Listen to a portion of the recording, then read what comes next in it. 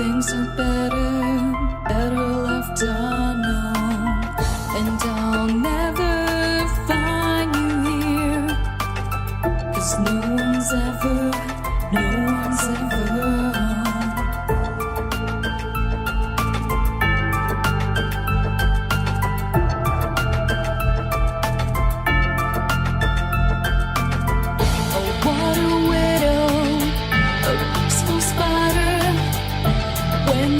Is clean, she's a sneaky hider. Hide the lies and the alibis. Oh, what a sinner. Is it in her?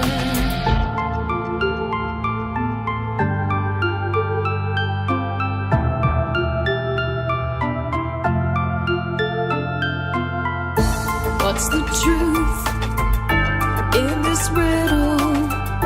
Is love really just this simple? I can't seem to find my way in this world that never stays.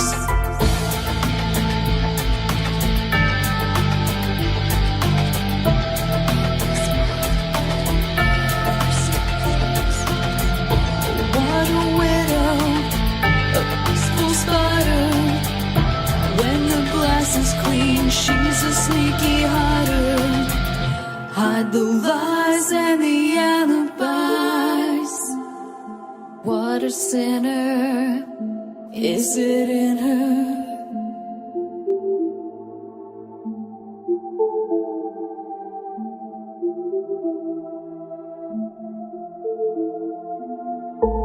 Is this real? Just illusion?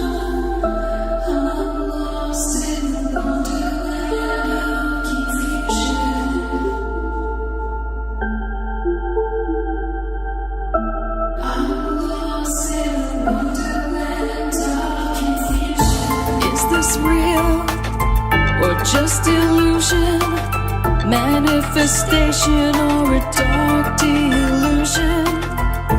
Is this real or just illusion?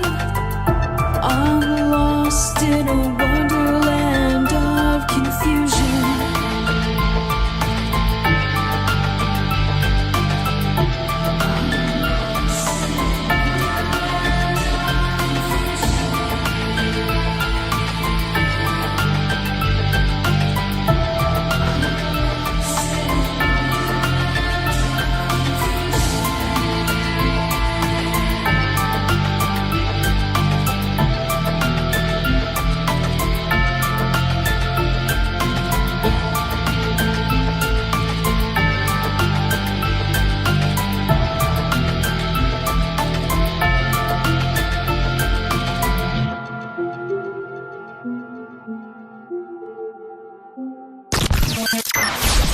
Ripon Rabbit Hole is a community-driven radio.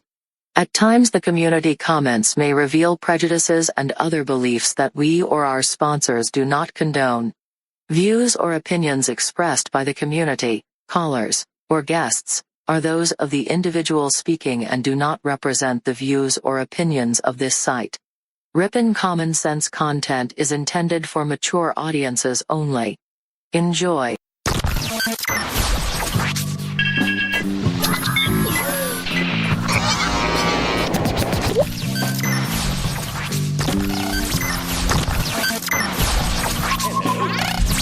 Hello.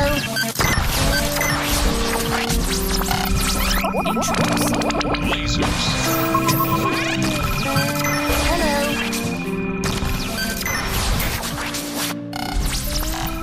This is My Life DIY, and hi, this is JoJo. Hi, my name is Ash. Hey everybody, it's AJ the Ripon Rabbit. This is Cynthia Sue Larson. This is your man Meta, aka Propagate This Light. And you're now listening to Dark Wolf's Den. The Dark Wolf's Den Show on Ripon Common Sense Radio. This station is now the ultimate power in the universe.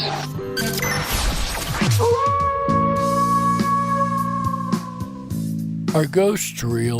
We had 1,000 hours of continuous communication with the spirit world. Does time travel actually exist? The laws of physics seem to be compatible with time machines. You know, sometimes I wonder about reincarnation, don't you? A 4-year-old boy in Adelaide, Australia, has told his parents that he used to be Britain's Princess Diana. What would happen if the world found out that aliens were real? I didn't say disclosure would be easy, but what is the alternative? To establish a Space Force as the 6th branch of the armed forces. We have so many questions and yet so little time, so to have you here, the pleasure is all mine. Coming to you from a secret mountain cave, hidden deep within the Idaho wilderness. This is the Dark Wolf's Den Show. Now, here is your host, Jerry Hicks. That's right, I am Jerry Hicks, also known as the Dark Wolf, and we are broadcasting live across the multiverse from a secret mountain cave hidden high up in the beautifully snow-covered peaks of the Idaho mountains. That's right, we're ripping through the electromagnetic soup, tearing through the atmosphere, and tunneling away into your radio like a quantum particle. This is the Dark Wolf's Den Show for Thursday, April 15th, 2021. So whether you're on the edge of reality, the edge of the galaxy, or the edge of your seat, we're glad you chose us to be right there with you. Tonight, ladies and gentlemen, we're going to be covering a topic that I've touched on a multitude of times on different episodes, and that is, of course, the topic of OOPARTS. Oop what? OOPARTS. These are out-of-place artifacts. These are things that do not match the official archaeological narrative, and things the archaeologists really don't like to talk about. Things that seem to be out of time and place with the given technology that we're told existed at whatever given time in history. We're going to discuss all that and more here in just a moment, but first, today in history. On this day in 1865, Abraham Lincoln dies 9 hours after he is shot while attending the play Our American Cousin at Ford's Theater in Washington on April 14th, 1865. And that is today's Today in History. And as we all know, I love the Today in History segment. That is always one of my favorite segments to do. And we can't always find a Today in History that matches up with the topic, but it's still always an intriguing thing, right? But history isn't always quite as we're told, is it? There's a narrative that is given to us that isn't necessarily always the true narrative. And archaeology is the worst. You guys know I rail against archaeology all the time on this show because they are the worst about practicing scientism and refuse to look at the real evidence that is brought up, like the real evidence of out-of-place artifacts. These are artifacts that exist in times that they should not exist. For instance, the most well-known among these would be Göbekli Tepe, right? Göbekli Tepe is dated back to 11,000 years ago. To me, that is an OOPART. Why? Because according to science, that didn't exist. There wasn't a civilization 11,000 years ago, let alone one that had the knowledge, tools, and ability to build such a structure as, say, Göbekli Tepe. And then they found Göbekli Tepe in Turkey and realized that their narrative was wrong. It was out of place in the narrative that they had. It was, for lack of a better term, an out-of-place artifact. And the Sphinx, I know, you wouldn't really think of the Sphinx as being an out-of-place artifact, would you? Well, Dr. Robert Schoch actually did a lot of work on the Sphinx and has shown that there is an erosion pattern at the very bottom of the Sphinx that shows water erosion, which means that it had to exist around 11,000 years prior. Well, funny thing, archaeologists argued that that couldn't be the case because there hadn't been another civilization found at 11,000 years earlier. And then, once again, they found Göbekli Göbekli Tepe. So that in itself made it an out-of-place artifact. And that is a large-scale version of what an out-of-place artifact is. Tonight we're going to deal with the smaller cases of the out-of-place artifacts. Out-of-place artifacts. The subject of artifacts found in contexts that are way out of sync with the accepted chronology of human history, known as out-of-place artifacts, has always been a controversial one.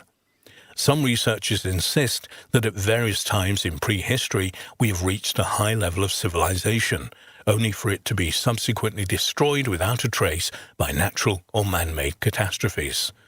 These out-of-place artifacts are apparently the evidence for advanced civilizations existing in remote antiquity.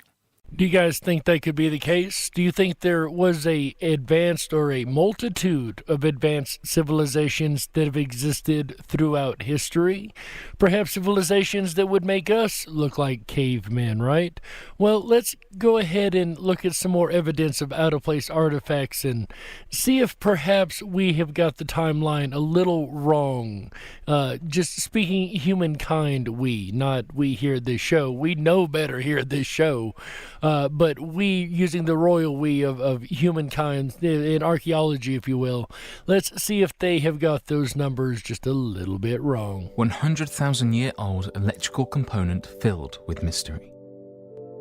Going back in 1998, electrical engineer John J. Williams found an object that appeared to look similar to that of an electrical connector. It was found in the ground on a hiking trip in North America.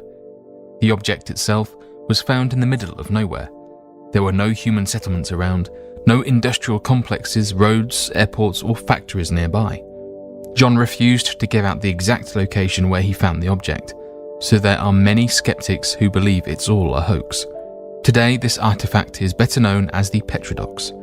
It's a device with an undeniable similarity to an electrical component. There is a huge amount of secrecy and mystery surrounding this interesting object. John received multiple offers up to $500,000 for this strange device, and he always refused to sell it.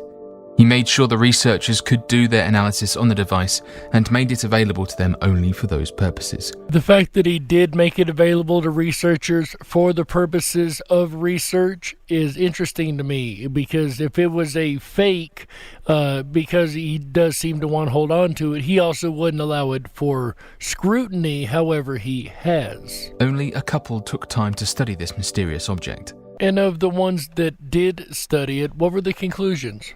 The Petrodox is not a concretion, accretion, fossil, or pumice. It does not contain any cement, glues, resins, or mortar. According to Williams, who has done his own research on this device, he found that the object itself reveals no trace of having been glued, and he is certain that the object existed before the formation of the rock happened. According to multiple geological analysis, the rock is at least 100,000 years old. Williams and many people believe this genuine artifact belonged to an advanced ancient civilization, or even an extraterrestrial race. Now, it is really hard to explain an electrical component in rock that is over 100,000 years old. That's not exactly something that archaeologists like to talk about, is it? Something of that age that doesn't match, because we didn't find electricity until the, 1800s, right? What was Tesla, 1800s, maybe 1700s? I don't know my history as far as that one goes, so you guys might have me on that. I don't want to misspeak again, but the point is, we didn't have electricity at the time that this artifact was supposed to have existed to begin with, in a electrical type socket, as you guys see. The mysterious Nampa figurine. The Nampa figurine was found in 1889 when workers drilled the water well near Nampa, located in southwest Idaho. This artifact seems to be skillfully formed in clay, and ever since its discovery, it's been baffling scientists. According to the story, the workers reached a layer of clay over 90 meters down in the well. After reaching this point, their steam pump spat out this piece of brownish clay that looked like a small figurine. The object itself is described as being in great condition, bearing in mind how far down it was discovered. Those who have studied the figurine have said it looks like a female figure and does not seem to have been manufactured recently. According to Professor F.W. Putnam of Harvard University, quartz grains found under the doll's right arm were cemented by iron molecules. This is a clear indicator that this artifact might be very old. Many scientists took time and investigated this controversial figurine. They all conducted diverse tests, and they all agreed that the figurine is fully authentic and also of ancient origins. Which, as cool as that one is, and as out of place as it isn't exactly rewriting any history books.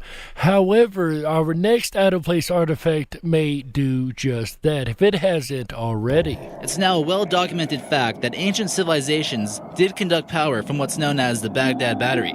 It's believed to be about 2,000 years old, and is composed of a clay jar, copper, iron, and some type of acidic solution. Modern experiments have produced currents of at least 1.1 volts, and that's with only a small jar. Imagine what they could have done with pots about 5 to 10 feet tall. What could this power have been used for during this period? It's well known that ancient civilizations were capable of creating extremely large stone monuments, centuries more advanced than their time. Could somehow the electric current produced with the Baghdad Battery have helped them accomplish some of these wondrous feats of engineering? And as we know, on the pyramid and tomb walls, a lot of them are lacking a very important substance, and that is soot that would be given off by the torches used to light the way, if archaeologists are right, and that's how these things were built. However, there is a lack of that evidence, which means there was another lighting source used. And if you look at Dendera and the temples of Dendera, there is a picture of what is clearly a light bulb. They say it is a lotus flower, yet they say being the operative words there, right? It very much looks like a modern day light bulb with a wire coming off of it nonetheless. And it makes you wonder if that wire isn't going to a large version of a Baghdad battery. A artifact that is definitely way before Energizer started producing any kind of batteries, that is for sure. They were going before Energizer started going, right? And to this day they keep going. All you got to do is add some vinegar or wine juice into these jars and you have power. Just that simple. That's right. So that is one of another series of artifacts that have been found recently that is possibly rewriting history, that even archaeology has had to take double and triple looks at and admit there's something wrong with their numbers. In these particular cases, this next artifact, live radio is great, is an artifact that is a recent finding, is kind of one of the most well-known, right? This is one of them that when people talk about OOPARTS, it always comes up. So I would be remiss not to mention the Antikythera mechanism. The Antikythera mechanism. According to mathematician Tony Freeth, if it hadn't been discovered, no one would possibly believe that it could exist because it's so sophisticated. Many refer to it as the 2,000-year-old computer built by the ancient Greeks, and is capable of calculating astronomical positions and eclipses with unbelievable precision. Made completely out of bronze, this remarkable device, thousands of years ahead of its time, is one of the most complex devices of the ancient world. Precise engineered gears were used that we don't even have in watchmaking technology in modern times. This goes to show us how the Greeks had the capabilities of finally producing machinery, as well as the scientific understanding of the universe. Instead of believing the gods completely controlled the cosmos, they knew that it came down to precisely defined rules, which makes this device much more advanced than we once thought. And this, of course, was found in a shipwreck off of the coast of Antikythera, Greece, I do believe it was. And this is a amazing artifact. Like he said, the gears in this artifact are so precise that we can't even replicate them today. Sound familiar? We can't replicate the pyramids either, or a lot of ancient structures. Things that we just can't do today that the ancients could do at one time. Perhaps they even had nanotechnology, that's right. 300,000-year-old nano spirals. In 1992, geologists were exploring the Ural Mountains for gold when they came across this startling discovery. They would later be known as the Russian Nano Spirals that we see in this photo. This means they found minuscule spiral objects while investigating mineral deposits. After several tests were conducted, they found a material known as tungsten, which is extremely rare and used in modern-day spacecraft. This eerily resembles pieces found in nanomachines. Scientists believe they were 300,000 years old, based on the depths of the embedded gravel in which it was discovered. Tungsten is known for its melting point, higher than any element.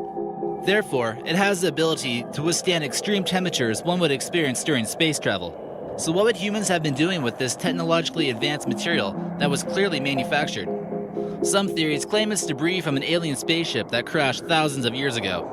Now, how did the ancients know to work with tungsten in such a way with the melting point as high as it was? And just the same, how could it come into nano spirals? These are clearly designed by an intelligent source of some kind.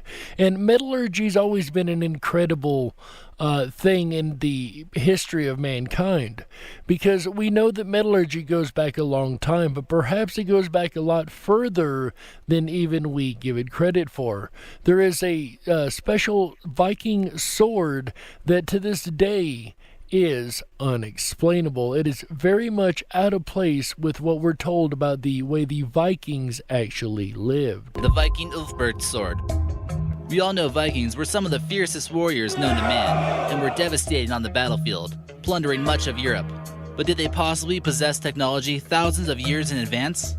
Well, archaeologists stumbled across about 170 of these blades, with Ufberg written across the blade. And yes, I understand there was metallurgy at the time of the Vikings. However, these swords are a little more special. It made them want to rewrite the history books on how swords were made. The process of forging the iron needed something to reach temperatures of 3,000 degrees Fahrenheit in order to liquefy the iron, which is only known to have been done in the industrial age. It also contains 3 times the normal amount of carbon known to be used in other medieval swords at that time. These were considered to be super swords and would have been extremely rare and valuable.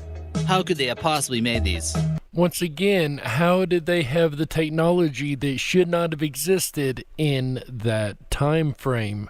And it makes you wonder, like with the Mandela effect, we see technology going backwards in time.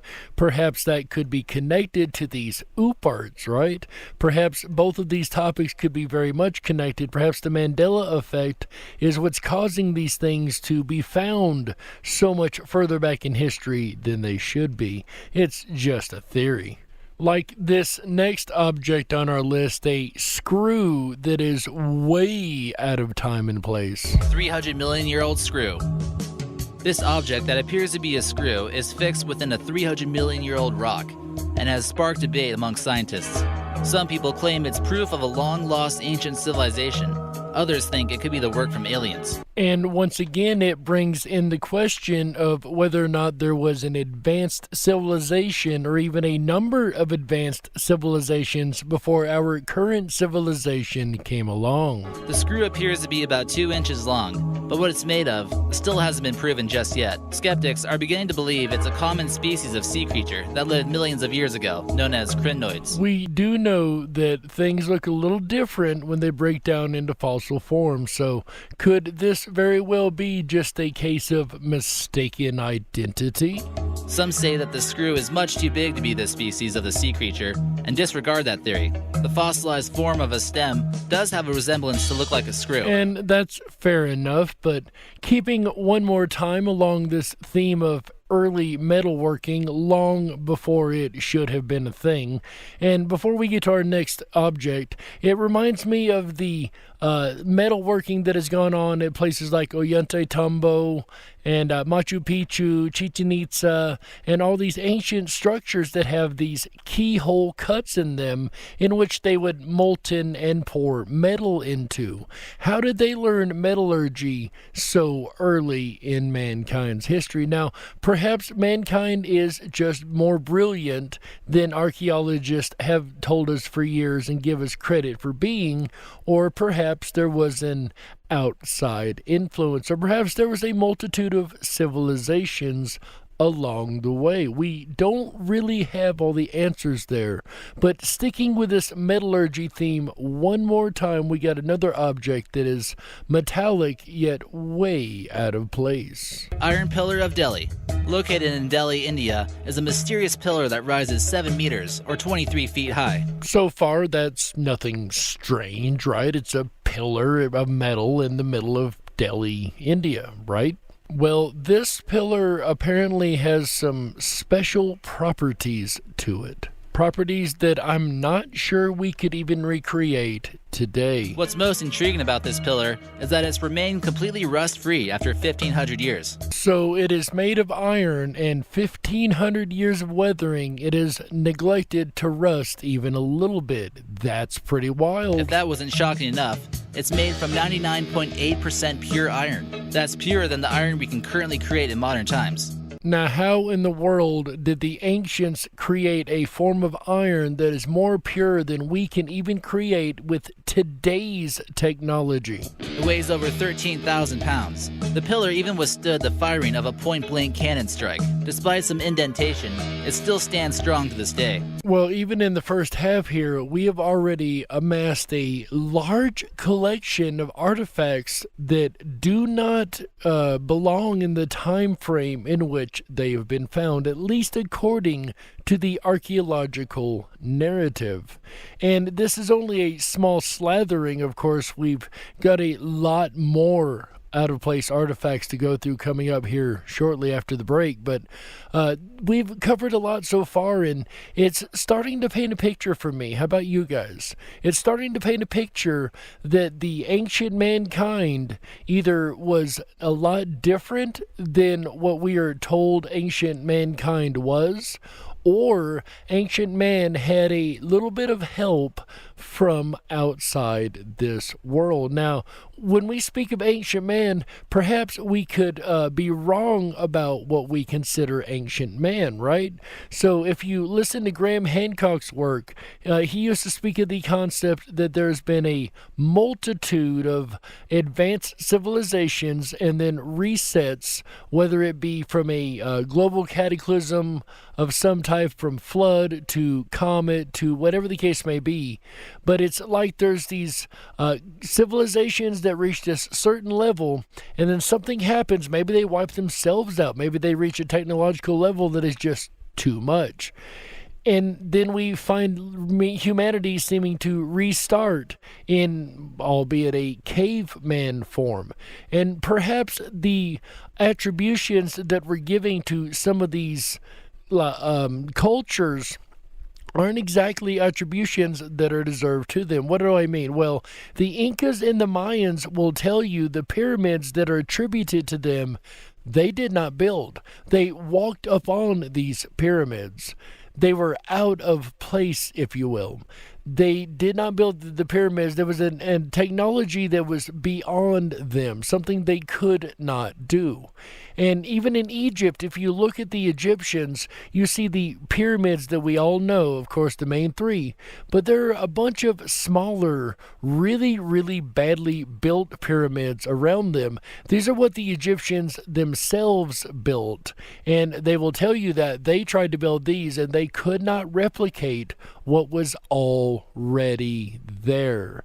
Now, the time frames were given for the pyramid and Sphinx is, of course, within common modern day times, but perhaps that's not actually the case. Perhaps that is merely a narrative, a scientism narrative, if you will, that they are sticking by, and they refuse to look at all of the evidence, and you end up with things like the out-of-place artifacts.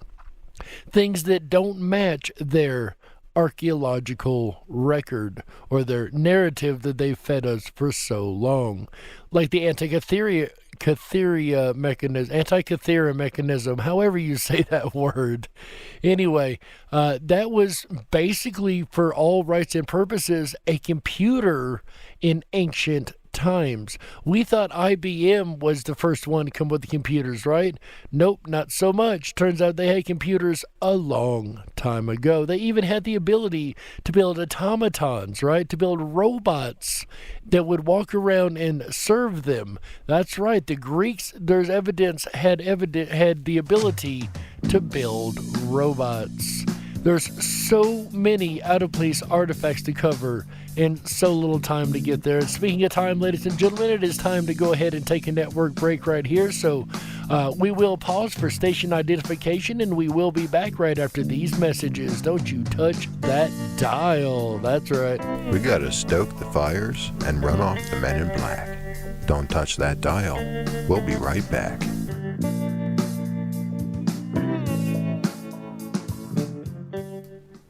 Ow! That's right. Hi, everyone. It's AJ, the Ripon Rabbit. Are you enjoying tonight's Jerry Hicks and the Dark Wolf's Den show? A look at out-of-place artifacts? I know I am. If you are and you haven't done so already, please make sure to thumb up that video, hit that subscribe button, and ring that bell. You'll get our notifications every time we go live. We're here every Wednesday, Thursday, Friday, Saturday, and Sunday nights, bringing you the very best of common sense radio, the Ripon Rabbit Hole. I'll return again tomorrow night, Friday, April 18th, starting at 7 p.m. Pacific, 10/9 Central. Come along with me as we explore feeling good. I'm feeling good, you're feeling good, we're all feeling so good. We'll be whistling zippity-doo-dah out of our... Well, you get the idea. Then Saturday, April 17th, come along down the rabbit hole and explore with me magic mushrooms. That's right, a fascinating rabbit hole of magic mushrooms. Saturday, April 17th.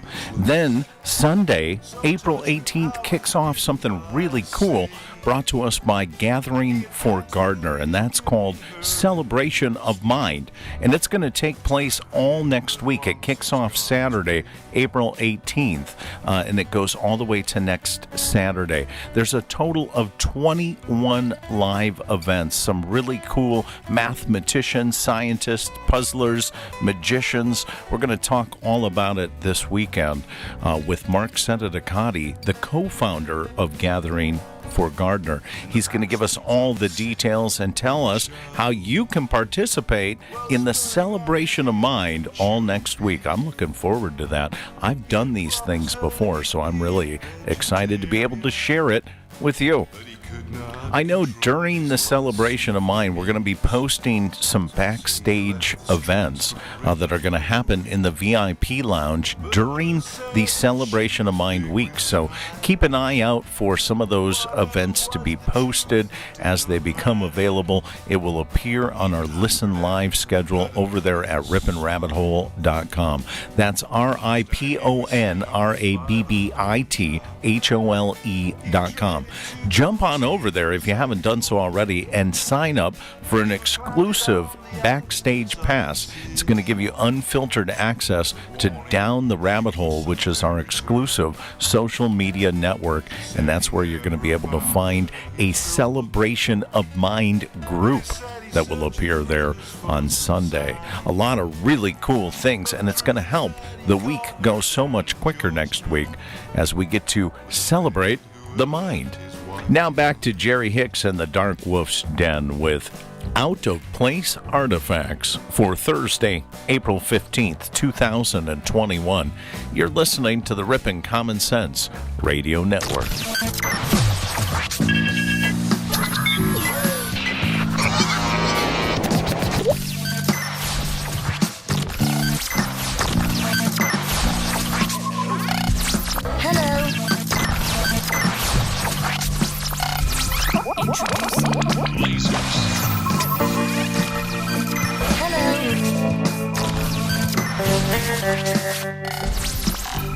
This is My Life DIY, and Hi, this is JoJo. Hi, my name is Oz. Hey, everybody. It's AJ, the Ripon Rabbit. This is Cynthia Sue Larson. This is your man Meta, aka Propagate This Light. And you're now listening to Dark Wolf's Den. The Dark Wolf's Den Show on Ripon Common Sense Radio. If you were meant to be controlled, you would have come with a remote, but you didn't. And that's why you listen to the Dark Wolf's Den Show. Now, here is your host, Jerry Hicks. That's right, I am Jerry Hicks, also known as the Dark Wolf. And welcome back to the second half of the Dark Wolf's Den Show for Thursday, April 15th, 2021. So whether you're on the edge of reality, the edge of the galaxy, or the edge of your seat, we're glad you chose us to be right there with you. Tonight, ladies and gentlemen, we are covering OOPARTS. Oops, what? OOPARTS. Out-of-place artifacts. And we have covered a large number of them already in this episode. It's amazing to me that there are this many, and we've only begun to scratch the surface of the amount of out-of-place artifacts that there really are. We mentioned earlier the bigger ones like Göbekli Tepe and the Pyramid. Just as two examples, then we went into a large plethora of examples in the first half, from the Antikythera mechanism to swords that definitely do not belong where they were found, and even a screw that was very much out of place. At least a possible screw, right? Perhaps that one was a fossil, but like we've done many times, even if we can discount one of these, what about the other multitude of examples? Like a coin that was found to be way out of time and place. There are artifacts showing up in places that, according to the history books, are impossible. Why has the scientific establishment ignored these remarkable finds? Where did they come from? How did they get there? Which pretty well sums up what we've been discussing all evening so far, right? And unfortunately, I know of all episodes, this is the episode to have pictures, right? We have tried, I'd seen a couple requests last night for pictures in the chat. This is radio, though, keep in mind, everybody, but we were trying something tonight. Unfortunately, that fell through, so we're not going to be able to do the pictures this evening, and I do apologize for that, but do know that we are working on ways to get that incorporated in a different way than we used to do. Now back to the show. Do you know about the Maine penny? Also known as the Goddard coin, the Maine penny isn't a penny like the Lincoln wheat cent, but a very old coin that dates to the time of the Norwegian king, Olaf Kyrre, who reigned as King Olaf III between 1067 and 1093. One of the silver coins minted to honor his reign somehow found its way to the Goddard site on Naskig Point in Maine almost 1,000 years ago. It was discovered in 1957 along with some worked copper, pottery remnants, and other evidence of human habitation. The Goddard site has been dated by archaeologists to 1180 to 1235, and historians believe the people who lived there were the ancestors of today's Penobscot Indians. This means that this coin may have been used as metal currency in America some 500 years before the next New England silver coins, including the pine tree shilling, were minted. 100 years before we would have our own silver coins minted here on the continent. This coin came in and was traded apparently with the Native American nations that were there at the time. This is a metal vase-like object that was discovered in 1852 at the Meeting House in Dorchester near Boston in the United States. The Dorchester Pot, as it became known, was found in two pieces after the explosion and measures 4.5 inches high, 6.5 inches in diameter at its base, and 2.5 inches in diameter at the top. The object was reported in both a local paper, the Boston Transcript, and in the June 1852 issue of Scientific America. So this is a well-documented and well-recorded out-of-place artifact. The object was blasted out of pudding stone that's part of the Roxbury Conglomerate 15 feet below the surface. Elaborately discovered with swirls and filigree, it represented metalwork of a very high degree of sophistication. And that high degree of sophistication is actually one of the issues with this object. For it to be where it was, 15 feet below the surface of the ground, embedded within conglomerate rock, it would need to be at least 593 million years old. I'm sorry, it would need to be how old?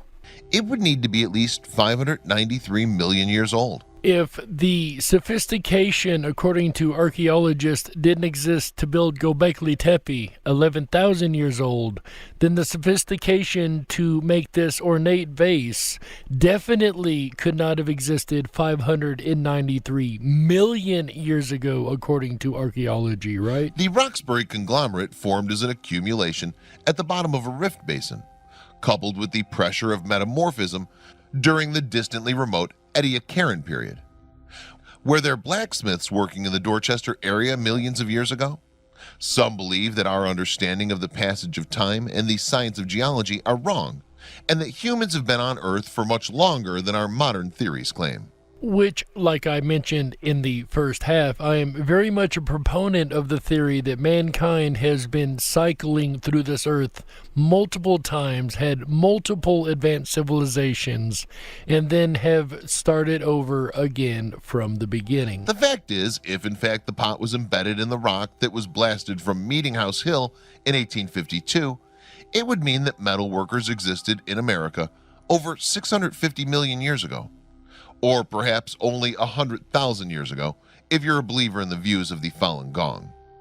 However, archaeologists cannot accept this possibility that this artifact is so old, so they reject it out of hand. Which is a true evidence of archaeologists practicing scientism. Instead of looking at the evidence and going where it may lead, they merely reject the evidence because it doesn't fit their narrative. It may surprise many people to learn that the oldest known 10 Commandments written in Hebrew on stone may not be in the Holy Land, but in America. The controversial carving resides west of Los Lunas, New Mexico, at the bottom of a place called Hidden Mountain. Named the Los Lunas Decalog stone, it's also known as Mystery Stone, Phoenician inscription rock, or Mystery Rock. It contains the text of the 10 Commandments written in ancient Paleo-Hebrew. Paleo-Hebrew predates our modern style of Hebrew writing. This form of Hebrew writing was used for approximately 1,000 years and fell into disuse around 500 BC. The 80-ton boulder on which the writings were carved is so large that it may have been in its present-day location since the time of King Solomon, who ruled from 1014 BC to 974 BC. The more square-like Hebrew script used today came into common use after King Solomon's reign. Since the writing on this stone is Paleo-Hebrew script, archaeologists surmise that this stone dates to biblical times. During King Solomon's rule, it's known that the Israelites maintained reverence for the 10 Commandments and wrote with Paleo-Hebrew characters. As the Hidden Mountain site was accessible by ship in ancient times, it's plausible that the Israelites landed there during their voyages. Harvard scholar Robert Pfeiffer, an expert in Semitic languages, confirmed the Paleo-Hebrew script and translated the writings as the 10 Commandments, which include, "I am the Lord thy God, who brought you out of the land, and thou shalt have no other gods." I would definitely say a Paleo-Hebrew writing of the 10 Commandments on stone in New Mexico of the Americas is definitely an out-of-place object to me, because, of course, we're taught that they never made it over here, right? We were taught that the Israelites never made it to the Americas, and of course the first one to make it to the Americas were the Native Americans across the land bridge. That's the archaeological explanation, and it almost is becoming as goofy as the swamp gas explanation they've given ufologists for many years, right? And there's actually a little bit more evidence that the Israelites may have made it over here to the Americas and left a little bit more out-of-place artifacts for us to find. The Newark Holy Stones refer to a set of artifacts discovered by David Wyrick in 1860 within a cluster of ancient Indian burial mounds near Newark, Ohio. The set consists of the Keystone, a stone bowl, and the Decalog with its sandstone box. The site where the objects were found is known as the Newark Earthworks, one of the biggest collections from an ancient American Indian culture known as the Hopewell that existed from approximately 100 BC to 500 AD. And I'm going to go ahead and break in here and say that it's attributed to Native Americans, and they're called the Hopewell, but there's evidence suggested, like we're about to hear, that may not have been Native Americans at all. The events surrounding the discovery and authenticity are controversial. A wide consensus believes that the artifacts are either the subject of a hoax or originate from a time that has no relation to the Hopewell. Others believe that the artifact's inscription contains dialect that is in fact of Judean descent and could have existed during that time. The first of these artifacts, popularly known as the Keystone due to its shape, was excavated in June of 1860. Unlike other ancient artifacts found previously in this region, the Keystone was inscribed with Hebrew. It contains one phrase on each side. The second find came later in November 1860 when Wyrick and his excavation team came across a sandstone box which contained a small black limestone rock within. The type of rock was identified by geologists Dave Hawkins and Ken Bork of Denison University. The rock was carved with post-exilic square Hebrew letters on all sides, translated to be a condensed version of the Ten Commandments. Now, wait a second. This is two different locations in the Americas, ancient Americas, where they found versions of the Ten Commandments.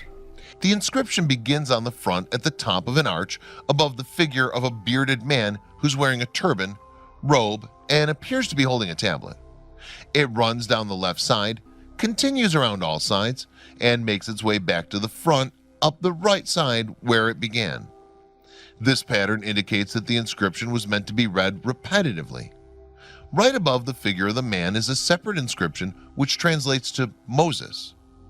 Also found nearby during the same excavation was a small stone bowl about the size of a teacup, which is also on display with the other artifacts. And of course, the Mormons claim that this could be the lineage they speak of in their own Book of Mormon, for those that are interested in that.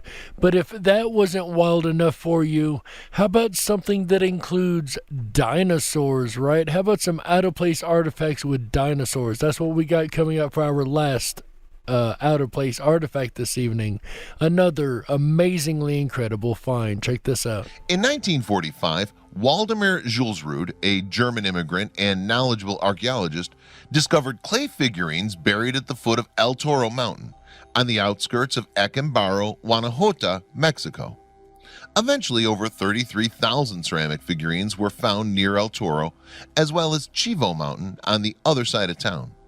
Similar artifacts found in the area are identified with the pre-classical Chupacaro culture, 800 BC to 200 AD. The authenticity of Julsrud's find was challenged because the huge collection included dinosaurs. That's right. This huge collection of clay figurines included dinosaurs. Many archaeologists believe dinosaurs have been extinct for the past 65 million years, and man's knowledge of them has been limited to the past 200 years. If this is true, man could not possibly have seen and modeled them 2,500 years ago. During the years 1945 to 1946, Carlos Perea was director of archaeology, Acambaro Zone, for the National Museum of Anthropology in Mexico City. In a recorded interview, he described Julsrud's excavations as unauthorized, as were many similar discoveries made by local farmers. But he had no doubt that the finds were authentic. He acknowledged that he examined the figurines, including dinosaurs, from many different sites. He was present when official excavations were conducted by the National Museum and the American Museum of Natural History. They found many figurines, including dinosaurs, which he described in detail.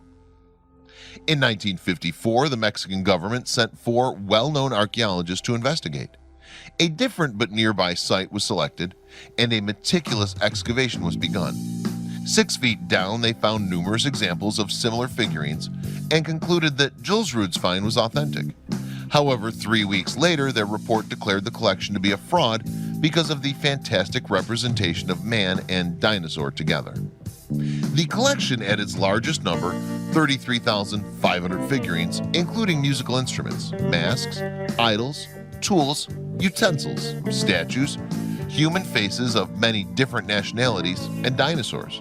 I don't know about you guys, but I would say dinosaur figurines are definitely an out-of-place object for me. But what do you guys think? We've heard a lot of examples tonight of objects that don't fall in line with the archaeological narrative, that are, for lack of a better term, out of place with the narrative. Could this be the evidence we need to prove that the history books need to be rewritten? Or could it just be a bunch of hoaxes trying to get a lot of attention? In the end, ladies and gentlemen, all you can do is look at the evidence, apply a little common sense, and in the end, ladies and gentlemen, you be the judge.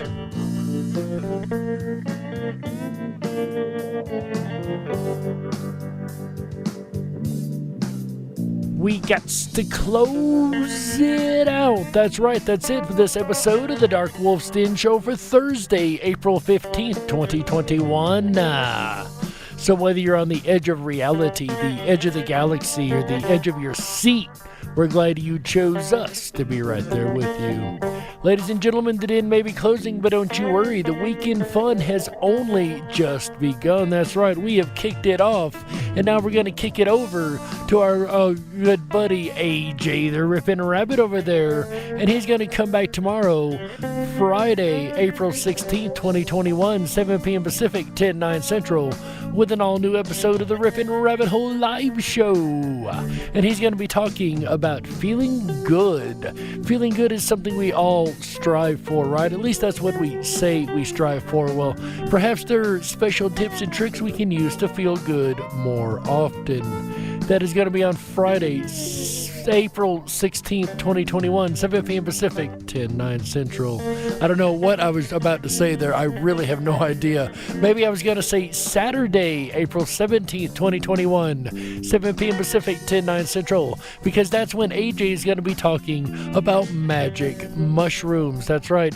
This is something that may have actually helped evolve mankind, and furthermore, may help medicinally for those who are dealing with different issues like post-stress disorder and things like that, PTSD, depression. There's been a lot of scientific studies, but I'm not going to ruin the information. You guys make sure you tune in Saturday, April 17th, 2021, 7 p.m. Pacific, 10/9 Central, so AJ can run down all the magic information of magic mushrooms. And this is going to be a magical weekend, ladies and gentlemen, because on Sunday, April 18th, 2021, 7 p.m. Pacific, 10/9 Central, AJ the Ripon Rabbit's going to welcome his buddy, a friend of the network here, Mr. Mark Sedidicati. He is going to be joined by Mark as they discuss Celebration of Mind. That's right, this is a celebration of Gathering for Gardner. What is that all about? Well, for more information, make sure you jump on over to the RiponRabbitHole.com, where you can find information on this week-long event. This is something that is very, very exciting looking to me. Even though I've got to work this week, I may sacrifice some of my time and actually set in on some of this myself. What am I talking about? Well, check out the Ripon Rabbit Hole and check out AJ's show on Sunday, April 18th, 7 p.m. Pacific, 10/9 Central, as he discusses Celebration of Mind with Mark Sedidicati. And speaking of RiponRabbitHole.com, make sure you hop on over there and sign up for our 24/7 lounge. Our 24/7 pass, our backstage pass over there. This is going to grant you the access to a lot of things on the site, like, well, everything on the site, all the magic we offer over there, like the Down the Rabbit Hole section, our exclusive social media network site over there. Come on over and join that, and the topics continue 24/7 over there, as well as our 24/7 Backstage Lounge. That's right, it's a 24/7 website, ladies and gentlemen. We are open all the time. At least we try to be. But yeah, come on over to the 24/7 Backstage Lounge if you want to hang out with me. We had our buddy D-Frag over there last night. He popped in and hung out with us. That was absolutely awesome. And we had a wonderful conversation about Mandela Effect. And I had a blast. And you guys can too if you'd like to join me in the 24/7 Backstage Lounge when you sign up for your Backstage Pass at the RiponRabbitHole.com. That is once again RiponRabbitHole.com. ripon.com. My favorite place to go all the time. And speaking of favorite places, my other favorite place to be every Wednesday and Thursday is right here with you guys, hanging out on Ripon Common Sense Radio with the Ripon Rabbits. I love you guys. You guys are amazing. On behalf of AJ the Ripon Rabbit, Chick Mandela Effect, Michael Musco, our amazing mod team, everyone involved in Ripon Common Sense Radio. Ladies and gentlemen, my name is Jerry Hicks, also known as the Dark Wolf. And remember, until next time we meet, stay awake, but dare to dream. Good night, everybody. How? Yeah, that's right.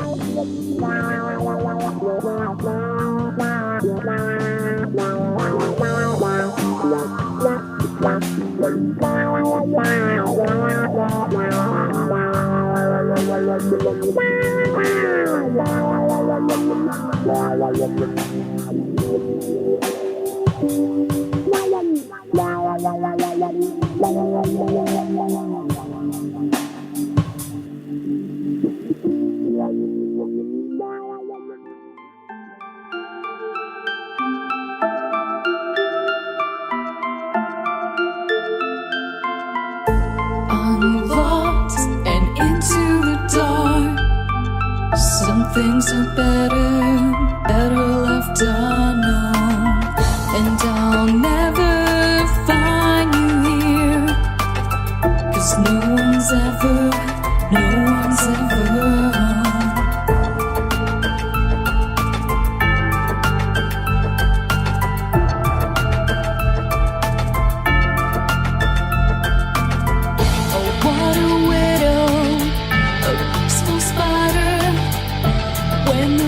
is clean, she's a sneaky hider. Hide the lies and the alibis. Oh, what a sinner, is it in her?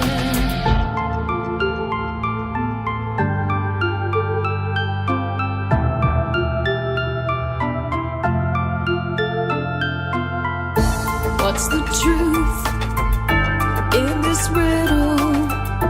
Is love really just this simple?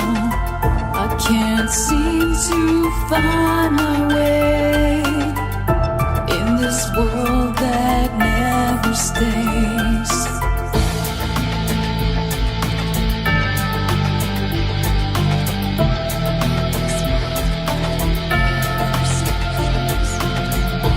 What a widow, a peaceful spider. When the glass is clean, she's a sneaky hider. Hide the lies and the alibis. What a sinner, is it in her?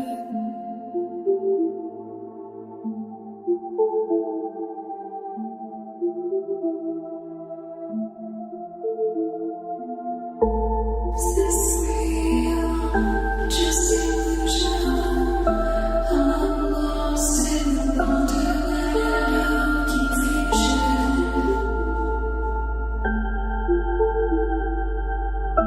I'm lost in the wonderland of confusion. Is this real or just illusion? Manifestation or a dark delusion? Is this real or just illusion? I'm lost in a